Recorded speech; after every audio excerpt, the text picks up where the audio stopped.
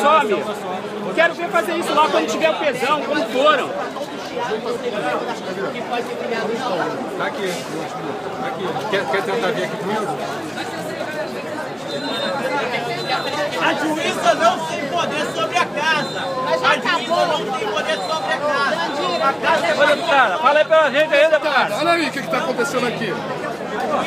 Olha o que está acontecendo aqui. Fala aí, deputada.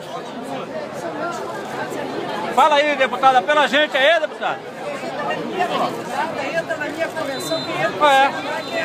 É isso aí, deputada, é isso aí. Qual que é a juíza? Daniela Barbosa. Isso aí, deputada. A juíza chama Daniela Barbosa. Ela não coloca na convenção do PCdoB. Então fala aí, deputada, pela gente que a gente tá aqui, ó, esperando aqui pra entrar nada. Nunca vi falar isso. Nós podemos ir pra casa. Acabei de vir da PNDP,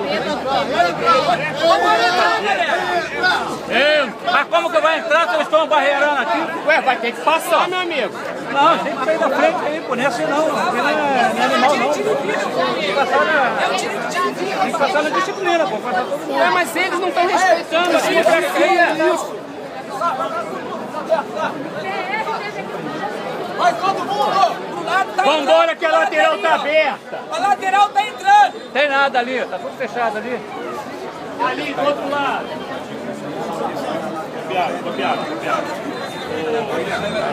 Você mandar a gente pra trás. Beleza. A deputada tá aqui. A situação. Tem que fazer a entrada dele. Ô, Jim, você tá perto do Maza, né?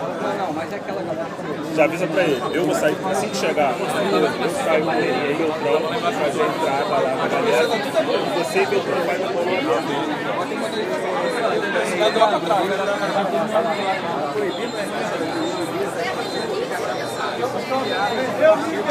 Comunista do Brasil. Espera chegar, você sabe.